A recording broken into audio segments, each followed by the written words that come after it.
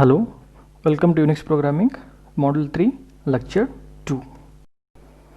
So here in this lecture we are going to learn the remaining general file APIs like fcntl, lseek, link, unlink, stat, fstat, lstat, access, chmod, chown and utam. Okay, so here we are going to learn these APIs. The first one is fcntl. The function provides control of open file descriptor. fcntl means that is a file control. So how you want to control the file? So once the file is created, okay, so how you want to control that, whether you want to open that, whether you want to read, write, okay. So using this fcntl, so you can do that, all the operation on that file.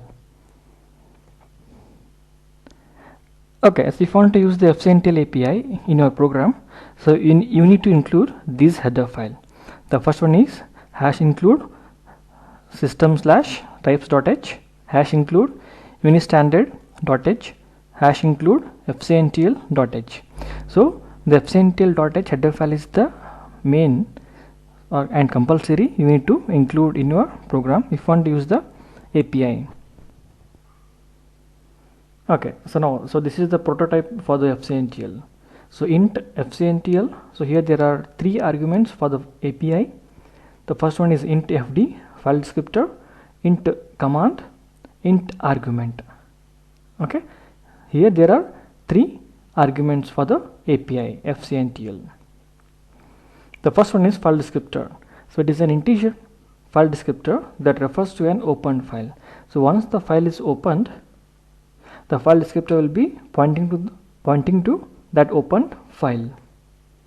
Second one is the command, so which gives that, okay, so it gives the operation to perform on a file referenced by the file descriptor argument.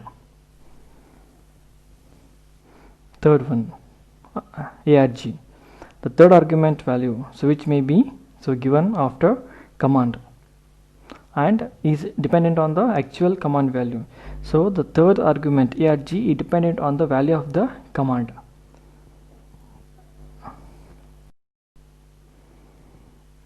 Okay, so here the fcntl function is used for 5 different purposes. The first one is duplicate an existing descriptor. The value for the existing descriptor is command equal to so dup fd. Second, get or set file descriptor flag, and these two are the value get fd or set fd. Third one, get or set file status flag. The values are getfl or setfl. So getfl means getting a file status, so setfl means set a file status flag. Next one is get or set asynchronous IO ownership. Okay, the values are get ownership or set ownership. Next one, get or set record locks. So here if you want to lock a file, okay, so you need to use these two flag or value, that is get lock or set lock w. Okay, so here these 5 are the different purposes for the API fcntl. One example here, int rc equal to fcntl. First argument we are giving the file descriptor, so which is pointing to the open file. Second is that command. Okay, so in the command, so you have to give any one of the value given here. Okay, so I have given here set lock. Okay, I want to set the lock to a file, and then the current flag. The third argument is the current flag. Next one is lseek. The lseek system call can be used to change the file offset to a different value. It allows the process to perform random access of data on any opened file. Okay, So once the file is opened, so you can read and write a content from the file. Okay, so using this lseek, so you can do that randomly. Okay, so if you want to read from the beginning of the file, if you want to read from the middle, or if you want to read from the end of the, okay, so where you want to start for reading and writing. So using this lseek, you can do that. So this is the prototype for the lseek. The two header file you need to include, and the lseek API of _t lseek. So there are three arguments: int file descriptor, offset position, and int whence. The first argument is file descriptor, that refers to an open file. Offset, second argument is the position. Okay, that is a byte of offset to be added to a reference location in deriving the new file offset value. Whence, that is for the reference allocation. Okay, so for the third argument, whence, there are three value. The first one is the seek current, that is the current file pointer address. Seek is at the beginning of a file, seek end, the end of a file. Okay, from where you want to start reading and writing, whether from the beginning or end or the current position. So for that you can use these particular value for the third argument, whence. An example here.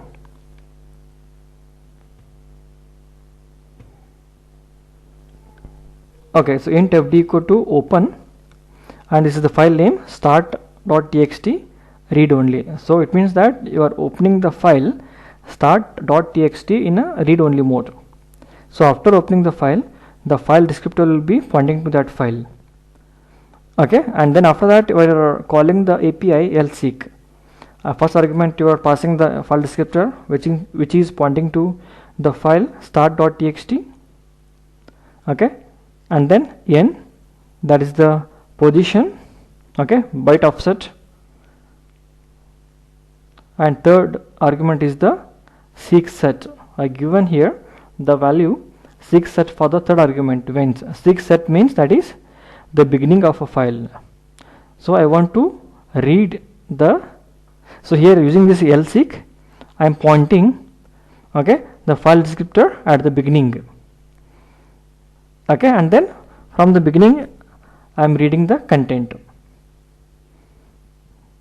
Okay, so this is the use of lseek. So lseek is used to, okay, point to a particular location from where you want to start reading and writing, whether from the beginning and from the end or from the current position. Next API is link. The link function creates a new link for an existing file. So already in a file system there will be more than one files. Okay, so if you want to give one more link to that, reference to another link or another file, then you can use this link. Okay, that is like a shortcut to a already available file. This function does not create a new file, rather it creates a new path name for an existing file. Okay, so this link API does not create any new file, just it creates a new path for an existing file. Okay, so new path means that is like a shortcut. So shortcut in a Windows. Okay, so in a Windows operating system the original file will be there in some other drive like a D drive. Okay, the shortcut you are creating in the desktop. Okay, so in the desktop the shortcut will be as just as a another path to access that original file. Similarly here, okay, so that you are doing using a link API in a Unix system. Okay, just a reference to an already existing file. So this is the prototype for the link API, the header file unistandard.h, and for the link API there are two arguments. So int link, constant char star current link. Second argument constant character new link. Okay, so this is the current link is the existing file, and a new link is you are creating that new path to that current link. So is the path name of an existing file. New link is a new path name to be assigned to the same file. So if this call succeed, the hard link count attribute of the file will be increased by 1. Okay, so if the link is executed successfully in creating a new path to an existing file, okay, then the hard link count will be increased by 1. Okay, hard link count is, that is the one of the file attribute you learned already. Okay, that link, that count will be increased by 1.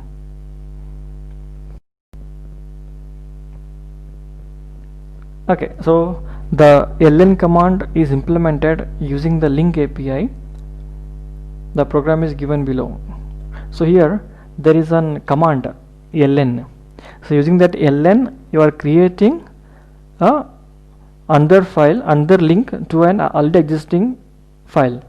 Okay, so here file1.txt is already available. This is the old file. Okay, and file2.txt is a reference you are creating. So using this command ln. Okay, so now this ln command is implemented that link API. Okay, so ln command does the same thing. Okay, because this ln command is implemented using that link API just to create a new path to an existing one. Let us discuss about the program, how to implement ln command using that link API. So you need to include the header file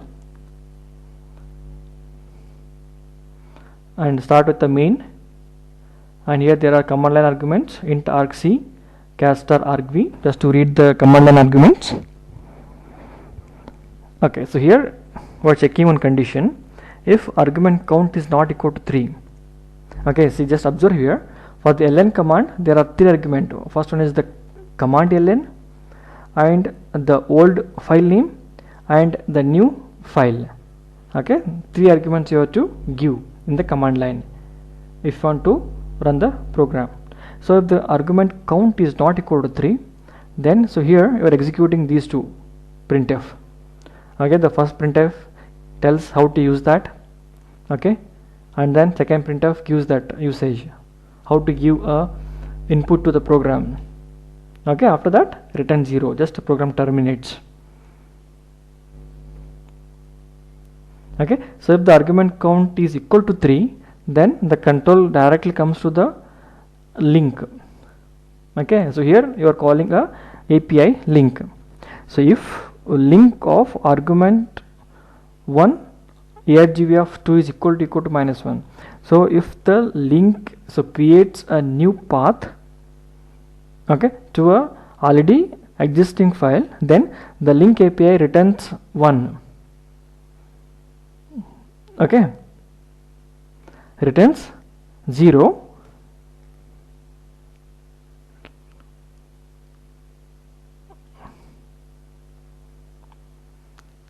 Okay, so if the link API so creates a new path to an already existing one, so returns 0. Okay, so now that is not equal to -1. Okay, then the control comes out of the if condition, and then the program terminates successfully. So if the link so doesn't create a new file, okay, then returns -1, then so will come inside that so if condition, and here you are calling that method p-error, okay, and return 1 just to terminate that program. Okay, so once the link API is executed successfully in creating a new link, then the program calls return 0, and then the program terminates. Okay, so this is the way to implement ln command using that link API.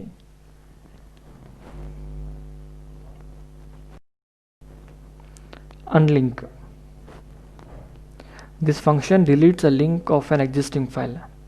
So using a link, you are creating a new path Okay, and here using a unlink, just you are deleting a link of an existing file. So this is the prototype for the unlink. Header file, int unlink, constant char star, current link. Okay, you have to give that the old path or old file. That file you are deleting is the path name of an existing file. The return value is 0 if the API is executed successfully, otherwise -1. The failure can be due to invalid link name and calling process lacks access permission to remove the path name. So if the process doesn't have the access permission, okay, to remove the path, then the API so failed and returns -1. And if I given a invalid link name, then the API failed, so in deleting the file and returns -1. So otherwise the API returns 0 for successful execution.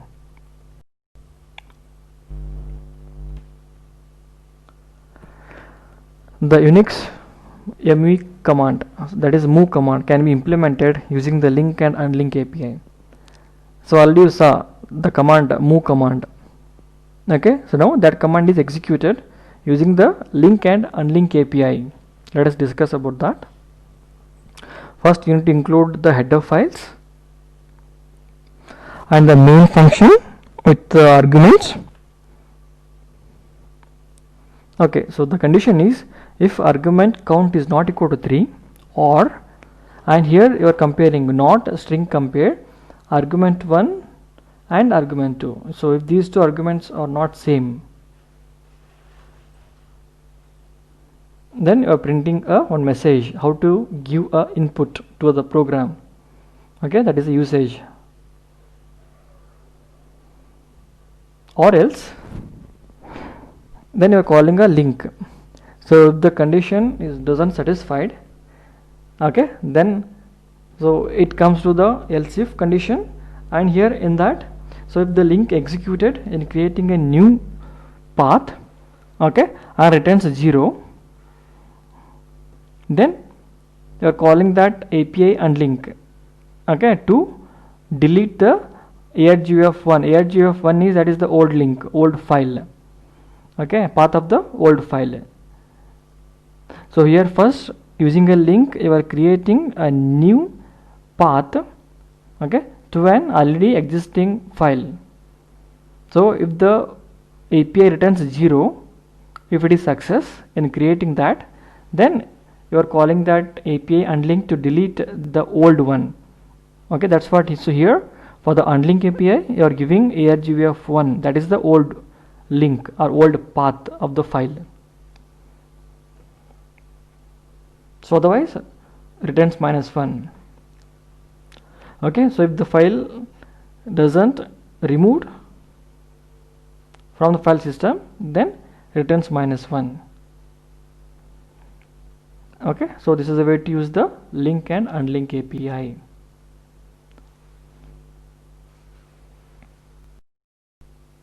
Remove. So this is the prototype. To header file, int remove, constant char star path name, and here you have to give a path name. Okay, so it removes the file or directory, okay, given by the path. So if the path is a directory, okay, then the remove is equivalent to the rmdir, that is remove directory. So here in the argument, if I given the directory, then the remove API is similar to the rmdir to remove the directory from the file system. So if there is a file, if the argument is a file, okay, then that is equal to the unlink to remove the file. Okay, rename. So this is the prototype for the rename. Header file, int rename, constant char star old name, constant char star new name. Okay, just you are So renaming that file causes the link named old name to be renamed as a new name. So you are giving a new name to the file. So if the file new name is already existed, first it is removed. Both the old name and new name must be directories or non-directories. Okay, and it should be reside on the same file system. Okay, so this condition should be satisfied if you want to use that rename. Both the old name and new name must be reside on the same file system. Okay, so it may be a directories or non-directories. Second condition, they do not have to be on the same directory path. Okay, both the file should be in the same file system but a different directory. So if old name is a symbolic link, the symbolic link is renamed, not the file or directory to which it points.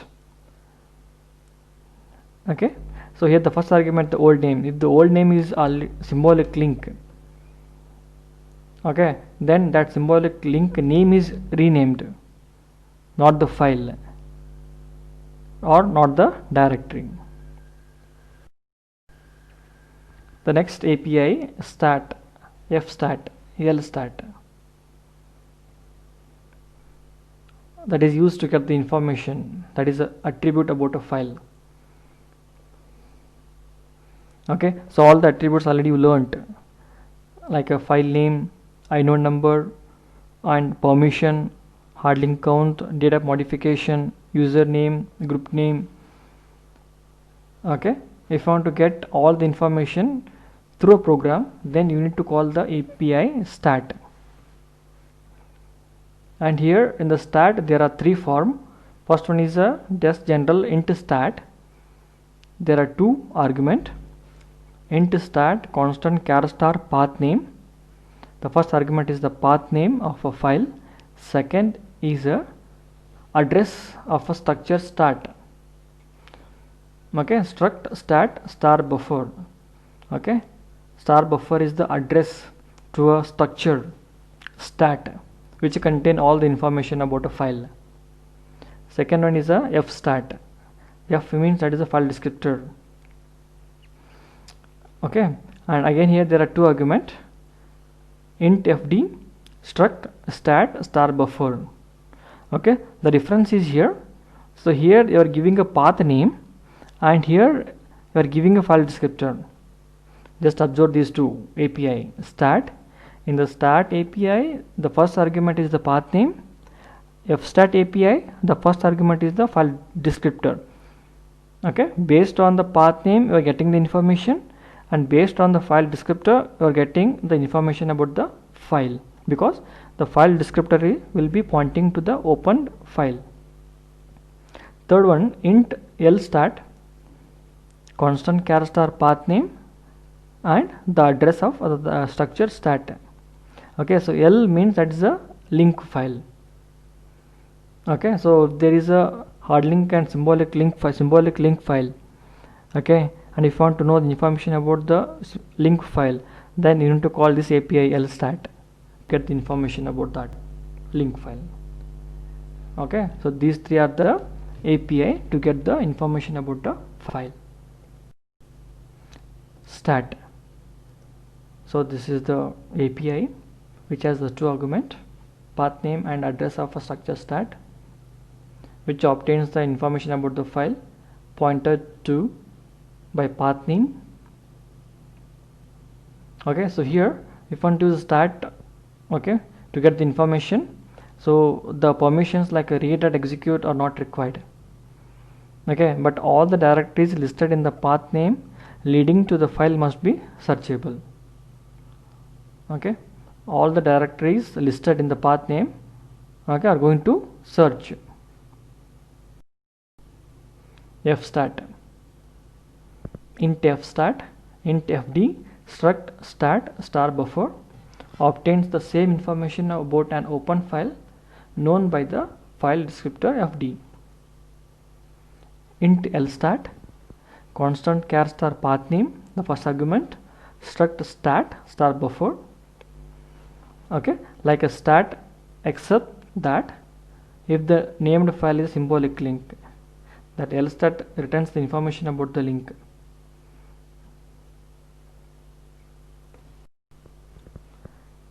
Okay, so as I explained, the structure, okay, so here the structure contain all these information about a file.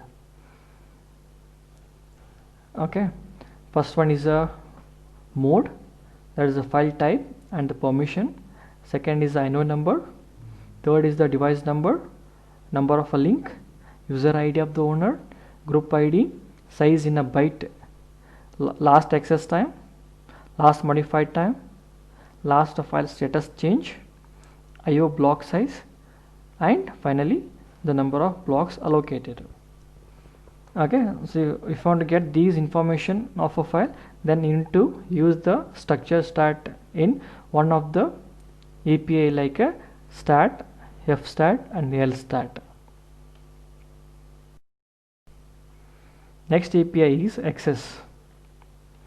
The access function checks the existence or the access permission of a user to a named file. Okay, the access API checks whether the file is existed or not. Okay, and the API, it checks whether it has access permission to use that file. So this is the prototype. Hash include unistandard.h, int access, constant char star path name, int flag. There are two arguments. First one is the path name, second is the flag. Okay, the path name of a file. Flag contains one or more of the following bit flags. The first value for the flag f ok. So if you give a second argument, the value f ok, then it checks whether the name file exists or ok. It checks whether a calling process has a read permission, w ok. It checks whether a calling process has a write permission, x ok. It checks whether a calling process has a execute permission. Okay, so here in the second argument, so you can give any one of the value or you can give more than one. Okay, so now let us demonstrate the implementation of access API. First you need to include all the header files, main function with the command line arguments, and here you are declaring the variables, character buffer for storing the data temporarily, and int file descriptor and length, and here you are checking that condition argument count is greater than 0, then you are calling that API access. So here the access API with the value f ok, it checks whether the file given in the argument is existed or not. So if the file doesn't exist, so you are creating that file, okay, by calling that API open. So here in the open API you are given that flag o create. Okay, so it means that you are creating that file with that, okay, and opens the file in a write only mode. So after opening the file in the write only mode, so you are writing a hello world message into the file by using that file descriptor and by calling the write API. So if the file already existed in the file system, so directly open the file in a read only mode by calling the API open, and then read the content from the buffer and write the content into the terminal. So after that, so close the file descriptor. Okay, so this is the use of access API to check whether the file is existed or not.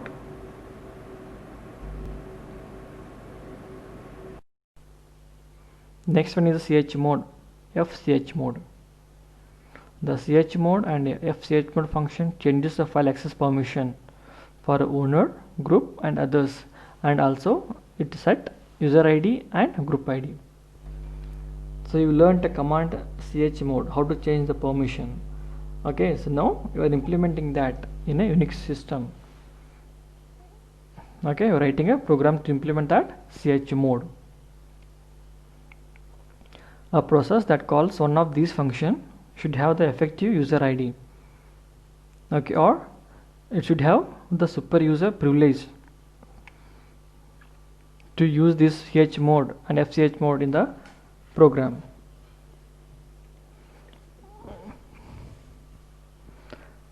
So this is the prototype. So this is the syntax of the API, chmod and fchmod.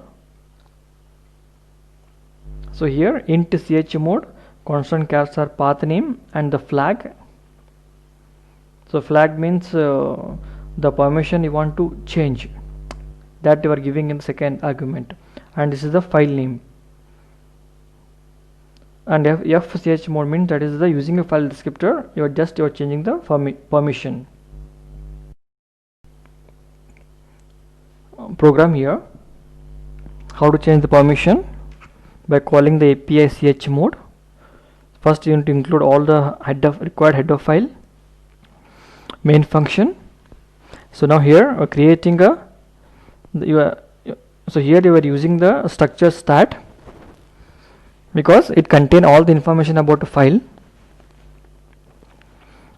Next int flag equal to s of write group, read others and execute others.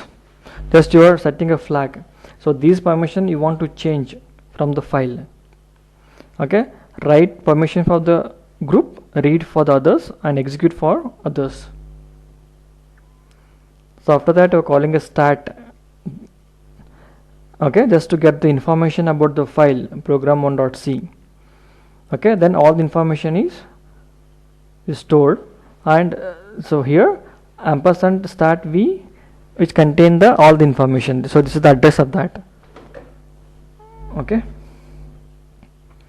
so if the start API failed in executing, then just you're printing one error message by calling a method p error. Else if it is success, if the stat is executed successfully to get the information, then you are setting a flag. Okay, the object of a structure start v dot stmod. So because so here you are calling that stmod because so it has the permission. Okay, so if you observe the structure, the stmod has the permission like a read, write and execute, and not flag because you want to remove these. Okay, write for the group, read for the others and execute for the others. Okay, and next is there should be a super user privilege, that is set uid. Okay, so if there is a privilege to execute, then only the program will get executed to change the permission, otherwise no. Okay, so after that we are calling the chmod API just to change the permission of the file program1.c. So change the permission means just you are removing so these three permission, okay, given in the flag. Okay, so if the API executed successfully, so return 0, otherwise returns -1, and then you are printing a error message.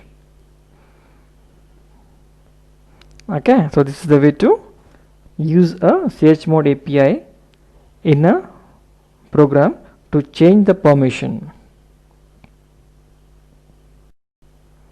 chown, fchown, lchown, f for the file descriptor, l for the link. The chown and fchown functions change the user ID and group ID of a file. So if you want to change the user ID and group ID, then you need to call the API chown. The lchown function changes the ownership of the symbolic link file, and here the syntax of the API. Int chown, constant chars are path name, the second argument is the user ID and third argument is the group ID. And fchown, the first argument is the file descriptor you are given, and second is the user ID and third is the group ID. Okay, and so here the third one is same as the first one, but L is for the symbolic link. So path name of a file, user ID and group ID. Next API is utime. The utime function modifies the access and modification timestamps of a file. So this is the syntax of a utime API. So which has two arguments. First one is the path name and second is the address of a structure utime buff. So this is a structure which contains two value. First one is the access time and the modification time, because you want to modify these two of a file. Thank you.